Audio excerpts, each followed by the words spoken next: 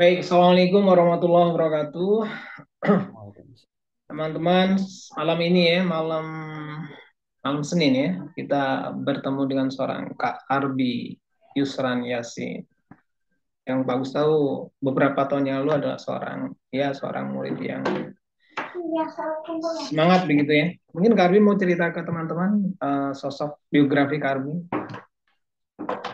Eh, Salam kenal sebelumnya semuanya. Sama. Saya Arbi Yusran Yasin. Halo. Ya, kali. Saya Arbi Yusran Yasin, biasa dikenal dengan panggilan Arbi. Eh, Dulu saya jadi muridnya Kak Agus dari tahun 2004 sampai 2006 di SMP Anissa. Eh, Dulu saya pernah jadi anak wali kelasnya Kak Agus juga ya Kak Agus ya. Di kelas 2 kalau nggak salah. Dua. 2A dulu. 2A. Nah, sekarang sih alhamdulillah sekarang eh, saya bekerja di salah satu perusahaan telekomunikasi di Indonesia. Eh, Apalagi ya Kak, sekarang alhamdulillah juga sudah menikah, anak satu. Insya Allah nanti sebentar lagi anak dua. Alhamdulillah. Eh, Saat ini se sedang bekerja di bidang kerja marketing communication, especially di produk-produknya Telkomsel. Eh, saya di sana full timer, jadi dari Senin ya 24/7 lah, jiwa dan raga dikerahkan untuk Telkomsel. Itu aja sih Kak mungkin sebagai pengantarnya. Iya, iya, iya. Baik. Sebenarnya banyak sekali pertanyaannya yang ingin kakak ajukan. Mungkin start dari pertama dulu. Mungkin cerita apa ya? Cerita perpisahan kita ya setelah selama tidak bertemu. Boleh cerita kira-kira kabar keluarga, kabar bunda barangkali bagus masih ingat dulu kabar terakhir tentang ayah ya. Bagus tidak bisa hadir. Hmm. Mungkin cerita Hmm. kemudian si kecil sekarang namanya siapa, usianya berapa tahun, tinggalnya di mana. Hmm. eh Dulu tuh terakhir ketemu Kak Agus, inget banget ada acara alumni Anissa di sekolah ya. Bumber Aku ya. lupa sih, kalau nggak salah tahun 2012 sampai 2013. Iya. Karena setelah dari situ, em, enggak, 2000, kayaknya udah lulus kuliah deh saya. 2014, 2015 lah, sekitar segitu, Hmm. 2014, 2015. Acaranya itu buka puasa bersama, inget banget. Di situ terakhir kali ketemu Kak Agus. Eh, Terus apa namanya beberapa kali eh, Kak Agus ngundang untuk datang. Kebetulan jadwalnya lagi nggak pas. Beberapa kali juga lagi di luar kota. Beberapa kali soalnya soalnya secara secara tanggung jawab pekerjaan juga lumayan lumayan lumayan mobile banget kan. Nggak Hmm. bisa jadi minggu ini ada di mana, minggu depan ada di mana gitu. Hmm. Eh, Mungkin Kak Agus juga belum tahu kali ya. 2016 eh, ibu saya sih eh, kebetulan udah dipanggil sama Allah juga Oh Kak iya, Agus. iya, iya, Mm-mm. iya. Jadi saya tahu banget kalau Kak Agus tuh tahu banget sama ibu saya karena salah satu guru yang paling diingat sama ibu saya, ayah saya itu ya kalau nggak disebut namanya Pak Agus, Bu Tanti, Bu Ulis, pasti tiga itu yang disebut. Karena karena karena mungkin mungkin punya punya kedekatan sendiri Iya, sebagai dulu wali kelas, sebagai sebagai iya, guru yang bisa dibilang cukup dekat dengan keluarga saya. iya. Terus sekarang saya berkeluarga, istri saya namanya Wulan, bekerja juga di salah satu perusahaan telekomunikasi di Indonesia. eh kita kita berdua dikaruniai anak satu, namanya Salwa, cewek perempuan, eh akhwat, eh umurnya sekarang 3 tahun. Insya Allah nanti awal tahun depan Salwa mau punya adik lagi. Amin. Iya, iya, iya. Iya, lah. Insya Iya, Allah. Pak, Lagi kakak, lagi hmm, lagi isi jalan 4 bulan sih Kak. 4 bulan. Rutin kontrol ke Mm-mm. dokter ya. Rutin Insya Allah. Ya, alhamdulillah. Ya, kakak, kabar terakhir dengar itu tentang ayah, kalau tentang ibu, memang Mm. itu tidak terdengar kabarnya. Dan bahkan Hmm. kalau sekarang diminta untuk melukiskan sosok apa raut muka ayah, Agus masih ingat seperti apa Masih ingat. kacamatanya. Ya. Iya, iya. Baik, baik.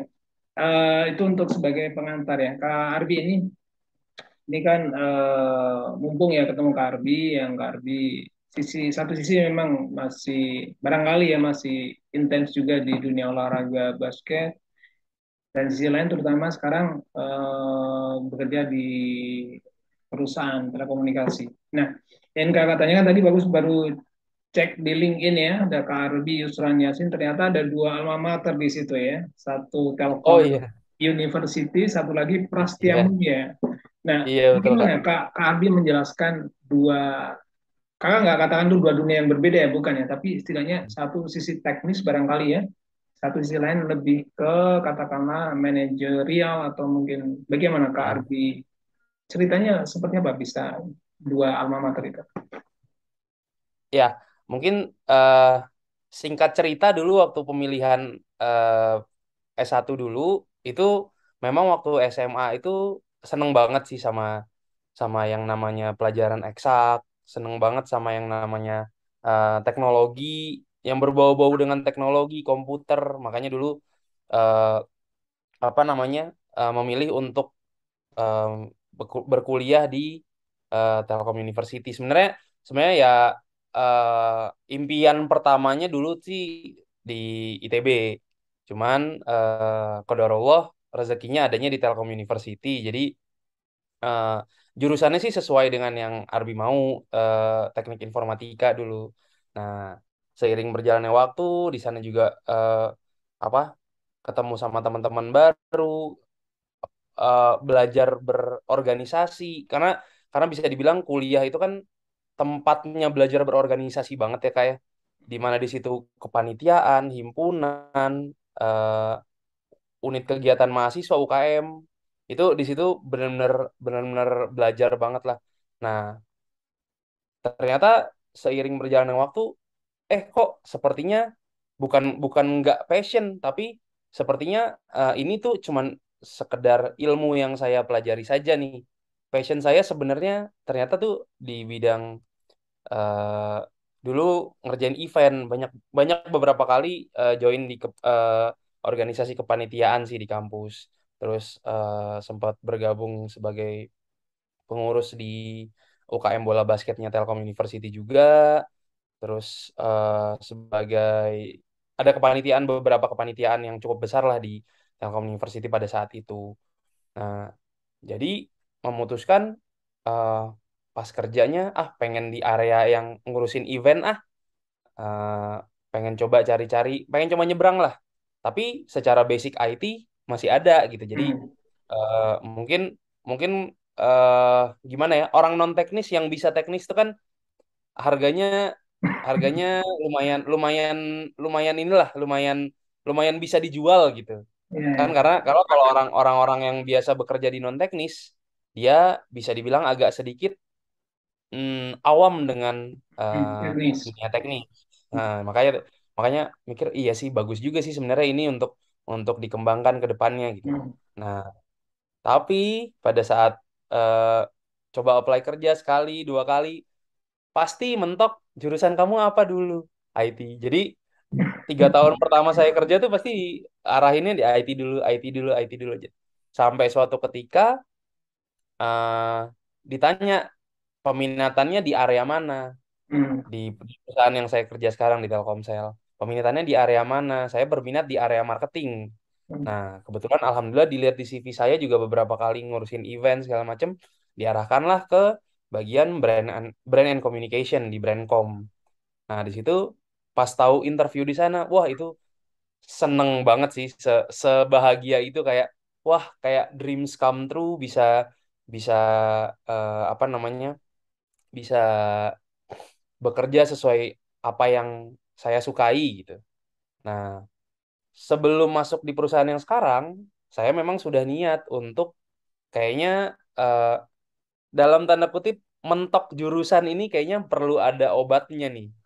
Ya udah dari situ kayaknya mencoba untuk cari cara, oh coba deh mumpung masih produktif, mumpung masih muda, mumpung masih belum berkeluarga, mau coba apply untuk lanjut kuliah lagi. Waktu itu ibu saya juga masih ada, minta restu ibu, ibu juga merestui banget, mendukung banget lah 100% mendukung eh, keputusan untuk mau kuliah lagi. Ditanya mau kuliah apa, pengen kuliah yang bisa ngambil konsentrasinya di marketing. Eh, karena spesifik pengen pengen memang memang pengen belajar marketing. Nah, ya marketing itu kan sebenarnya luas ya, bisa bisa kita ngomongin dari sisi bisnis, dari sisi produk, dari sisi komunikasi segala macam, banyak, luas banget lah ilmunya. Nah, coba cari-cari. Sebenarnya ada beberapa kandidat kuliah tuh waktu itu yang rencananya mau di-apply. Yang pertama di PPM, Sekolah Manajemen juga, yang kedua di ITB. ITB itu dulu kalau di kuliah sambil kerjanya dia ada di Kuningan, di Rasuna Said, Jakarta. Eh, yang ketiga Prasmul. Nah, antara tiga ini coba menimbang mana yang eh, mana yang plus minusnya paling banyak lah. Terus saat bener-bener sesimpel Prasmul ini sejalan sama jalan pulang ke rumah. Karena rumah saya kan di BSD. Jadi Hmm. kalau dari arah Jakarta, kalau ke PPM ke arah Kiri. ya di arah Cikini Senen situ kan, Hmm. eh, apa namanya? Oh, menjauh nih dari rumah. ITB Ya. sebenarnya deket tuh sama sama sama kantor yang lama, sebelum Hmm. sebelum di Telkomsel. Saya dulu sempat kerja di Excel. Excel kan kerjanya di Mega Kuningan dulu. Sekarang dia di Rasuna Said juga. Deket tuh sebenarnya. Nah, tapi waktu itu mau apply coba deh apply di Prasmul dulu. Eh, kuliahnya di Cilandak kan, sejalan sama sama jalan pulang. Ternyata pas apply Prasmul diterima, alhamdulillah datang juga panggilan dari Telkomsel. Wah, galau nih dulu. Gimana ya rasanya mau masuk pekerjaan baru, tapi kok udah anak baru kok sibuk banget gitu. Udah Hmm. mau kuliah lagi aja gitu. Ya udah akhirnya dulu di tahun 2017 itu diputuskan cuti dulu deh setahun. Jadi baru masuk di Prasmulnya tahun 2018. Hmm. Makanya baru sebenarnya 2017 itu udah udah terdaftar sebagai mahasiswa Prasmul. Nah, dari situ 2018 akhirnya beraniin diri untuk izin, karena ya udah mulai setahun juga kan di sana. Ya udah inilah udah udah tahu pace-nya gimana, udah bisa ngontrol ngontrol gimana gimana membagi waktunya. Coba izin sama atasan, kalau dapat izin alhamdulillah, pokoknya syaratnya ya udah tanggung jawab di sini sama tanggung jawab sana, jangan sampai ada yang overlap lah, bisa pinter-pinter yang ngebagi waktu. Ya udah, alhasil 2018, eh, mulai bulan Agustus apa Juli itu mulai masuk di Prasmul. Alhamdulillah 2020 ya jadi wisudawan pandemi Kak Agus. Oh, iya, iya, iya, iya. Iya, pas 2 tahun, pas awal pandemi itu ya. Iya, 2 tahun kurang lah, 1 tahun 10 bulan. Memang dia kan programnya 20 bulan dia. Dia nggak dia makainya kan trimester. Jadi Hmm. nggak semester yang 4 semester gitu. Jadi dia ngambil 5 trimester memang programnya. Jadi kalau dihitung-hitung total-total sih nggak nyampe 2 tahun, 20 bulan lah. Hmm, iya, iya, iya. Alhamdulillah udah selesai ya. Udah selesai, alhamdulillah. Memang di Ya. sananya juga ngambil konsentrasinya banyak, ngambil mata kuliah pilihan yang nyambung sama marketing. Iya, Eh, iya. Memang kalau ilmu marketing itu sebenarnya kan bisa bisa bisa apa namanya, dipelajari sambil jalan lah. Tapi Hmm. dulu saya ngerasa butuh banget nih teorinya, pengen tahu dulu gimana sih dulu, eh, apa akarnya tuh gimana, biar bisa jadi sebuah pohon tuh gimana gitu. Jadi Hmm. karena kalau kalau kalau udah langsung praktek itu kita cuma tahu di apa namanya, eh apa yang sudah dijalankan aja, nggak tahu kita nggak tahu tuh ada ilmu-ilmu yang sebenarnya tuh ya kayak kayak kalau misalnya IT gitu, dulu belajar namanya database, dulu belajar namanya network, dulu belajar namanya programming. Ya walaupun kerjanya nanti cuma di dunia database, ya tapi kan bisa juga tahu juga ilmu soal network sama programming gitu. Jadi Hmm. itunya sih yang sebenarnya yang pengen dikejar kemarin itu, apalagi di Prasmul itu juga praktisi semua kebetulan pengajarnya, jadi banyak banget nanya sih kemarin pas pas Iya, kuliah. iya, iya. Tuh, Kak. Berarti apa jawabannya adalah kenapa ada dua alma mater adalah untuk memastikan menjadi lebih baik ya. ilmu yang kita miliki bisa diamalkan dan juga passion, minat kita juga bisa disalurkan di situ ya. Persis Kak. Dan ini yang mungkin menarik bagi sebagian teman-teman adalah bagaimana ini kan Kak Ardi awalnya ingin masuk ke ITB ya, kemudian masuk di Mm-mm. Telkom. Dan sekarang setelah lepas dari Telkom, sekarang bergabung pernah dengan salah satu, sekarang dua perusahaan telekomunikasi. Nah, adakah yang ingin Kak Abi sampaikan bagaimana cara teman-teman menyikapi? Karena bisa jadi ada di luar sana teman-teman yang maunya dapat ini, tapi kemudian ketika dapat yang lain, akhirnya barangkali mereka pesimistis kah? Jadi seolah-olah ya katakanlah sudah kiamat begitu, nggak dapat ini, kayaknya masa depan suram gitu. Tapi yang sekarang faktanya Kak Abi tanpa masuk ITB pun sekarang juga life must go on, bisa begitu ya? Yang Mm-mm. sering terjadi yang kakak lihat alami. Jadi bagaimana cara Kak Abi meyakinkan teman-teman bahwa eh, jadi ya kita tidak pernah tahu mana yang terbaik buat kita begitu ya. Tapi ternyata Mm-mm. sekarang tanpa Mm-mm.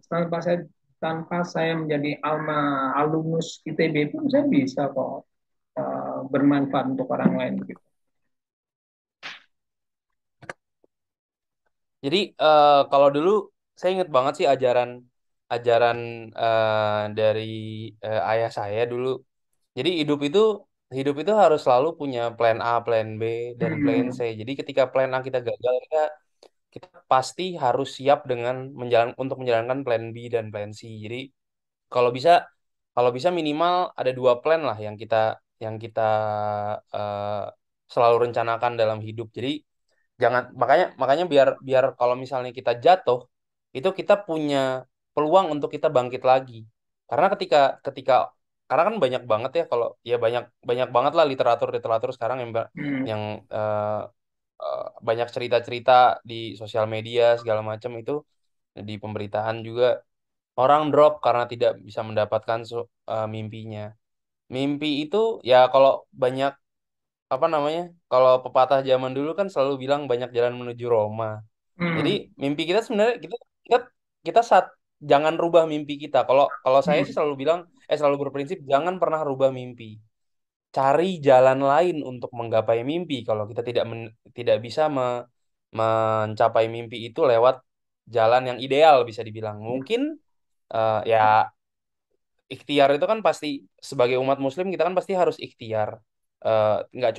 Nggak cuman berdoa aja tapi kita juga tetap harus berusaha. Nah, berusahanya dengan apa? Dengan kita selalu menyiapkan eh, beberapa plan untuk mencapai sebuah tujuan. Jadi misalnya kita ya kayak sekarang saya tinggal di BSD gitu. Beberapa waktu belakangan ini kan tol BSD itu kan sering Banjir. banjir. Ya. Nah, nah, masa dengan tol BSD banjir terus saya tidak pulang ke rumah? Kan nggak kayak gitu ininya. Ya ini ya analogi simpelnya lah. Iya, iya. Oke, kalau misalnya tol BSD banjir dan ada peluang untuk hujan kembali sore ini, oke kalau gitu saya hari ini naik kereta deh, atau Hmm. saya hari ini naik bus, apa sorry, naik naik opsi tol yang tol yang lain deh. Hmm. Jadi jadi analogi simpelnya sih kayak gitu. Jadi untuk mencapai satu tujuan, kalau menurut saya sih pasti akan selalu ada berbagai jalan mendapatkan itu gitu.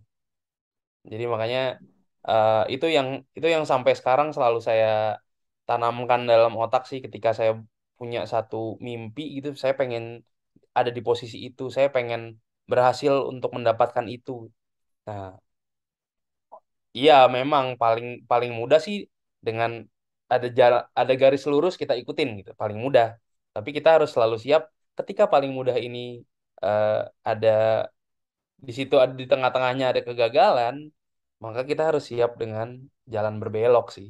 Kalau kalau saya sih selalu itu yang selalu saya tanamkan Kak Agus. Iya, iya. Sederhana ternyata ya. Iya. Dan plan B benar-benar benar. Nah ini mungkin pertanyaan terakhir barangkali ya. Tidak Mhm. tidak tidak tidak bicara tentang perusahaan telekomunikasi tempat Kak bekerja, tapi ini mungkin mudah-mudahan bermanfaat buat teman-teman yang barangkali sekarang sedang merintis brand, marketing, Mm-mm. promotion barangkali bagaimana tadi meminjam saran dari Kak Arbi, jangan pernah ubah impian kita. Tapi kita boleh ubah jalan kita, strategi kita, teknik kita. Pasti di bidang marketing tuh sangat sangat sangat apa? Dinamis. Ya, sangat relevan ya. Bagaimana supaya Ya. ketika kita sudah sedang mempromosikan bisnis, tujuan tujuan utamanya sebenarnya apa? Ketika kita mempromosikan brand dan bagaimana pintu-pintu medium-medium yang bisa kita gunakan dan Kak Abi juga pasti paham ya dengan medium marketing itu kan sangat banyak yang mulai dari digital kemudian Ya. yang sifatnya apa sampai event pun juga bisa jadi BTL. sebagai ajang Ya. marketing ya. Seperti apa Kak Arfi? ATL, BTL. Ya. Hmm. eh Sebenarnya sih kalau hal paling hal paling dasarnya kan sebenarnya kalau kita membuat sebuah produk, ya branding itu pasti ada produknya lah ya. Hmm. Ya Hmm.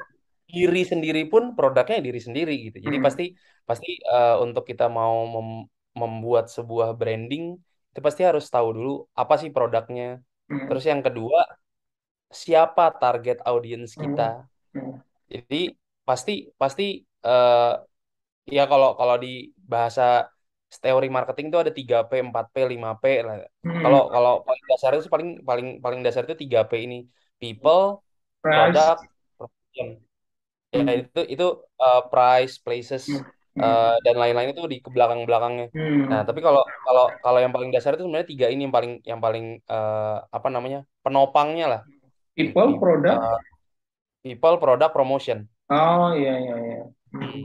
Jadi eh, apa produknya, siapa targetnya, bagaimana menyampaikan si Hmm. si kalau eh, produknya tuh bagaimana cara menyampaikan produk kita ke target yang sesuai. Nah, turun lagi ntar ada 4P, ada price, ada places segala macam Hmm. lah. Seperti itu sih Kak. Kalau kalau membangun sebuah branding tuh pasti yang pertama itu yang selalu saya tanyakan juga ke tim produknya kita. Saya Hmm. kebetulan ada di bagian brandcom, di bagian brand and communication. Itu yang selalu saya tanyakan ke tim produk pada saat mereka tolong membuatkan sebuah campaign untuk produk ini. Oh, produknya ini. Targetnya siapa? Hmm. Karena beda target, beda juga cara cara kita untuk mempromosikan Hmm. eh, sebuah barang walaupun produk itu sama. Jadi ada produk A, misalnya kita mau mengkampanyekan produk ini ke orang urban city lah, orang Jakarta gitu. Mungkin kita sudah sama-sama tahu lah gimana caranya untuk memasarkan produk ini. Nah, kalau misalnya kita mau berkampanye ke orang yang bisa dibilang tinggalnya sekarang ada di yang tidak digital friendly, tidak tahu sosial media, tidak apa namanya, ada di third city yang di sana juga nggak usah ngomongin Alfamart, Indomart deh. Eh, Warung pun di sana mungkin sedikit gitu. Ya yang toko konvensional pun mungkin di sana sedikit gitu. Jangankan ngomongin Tokopedia, ngomongin Shopee, mereka untuk nonton TV mungkin nggak terlalu nggak terlalu inilah. Jangankan ngomongin Netflix atau segala macam. Nah, gimana caranya caranya berkomunikasi ke orang-orang itu kan pasti beda-beda. Jadi yang pasti yang pertama ya kenali produknya, kenali targetnya, dan bagaimana cara mempromosikannya. Gitu sih, itu mungkin teori dasar yang mungkin teman-teman mau memulai membuat sebuah branding, Iya branding iya. terhadap diri sendiri pun juga bisa soalnya. Nggak cuma ada produk, Iya nggak cuma iya. produk yang dijual, Hmm. jual diri sendiri Iya, iya. gitu. Berarti kalaupun nanti berhasil atau sebaliknya barangkali justru malah mengalami ya penurunan atau mungkin katakanlah kegagalan, berarti introspeksinya, evaluasinya juga tiga tadi ya berarti ya. Di people-nya kah, Iya. di produknya, ataukah di promotion. Mm-mm. Terima kasih banyak Kak Arbi. Berhubungnya sudah azan Isya, mudah-mudahan kita Seru bisa. banget padahal nih Pak. Iya, nanti edisi kedua ya. Boleh, boleh, boleh. Iya, iya. Terima kasih banyak. Salam untuk Salwa ya. Salwa, Ya, untuk Bunda Salwa anak juga. Berarti waktu menikah dulu Bunda sudah berpulang ya. udah nggak ada. Iya, sedih juga. Gimana perasaan? Iya, satu-satunya anak yang tidak dinikahkan oleh orang tua. Iya, iya. Baik, baik. Kakak saya tiga-tiganya masih masih disaksikan lah gitu. Nah, Hmm, qadarullah itu ya, ya, udah jalan. ya, baik. Terima kasih banyak. Semoga selalu sehat, Kak Arfi. Amin, amin. Kak Agus sehat-sehat terus, Kak Agus. Sukses Ya, selalu. amin ya. Terima kasih banyak atas waktunya ya. Kita sambung lagi di edisi kedua nanti. Siap. Terima kasih Kakak izin live ya. Assalamualaikum Oke, Kak. warahmatullahi wabarakatuh. Waalaikumsalam warahmatullahi wabarakatuh. Losing my way.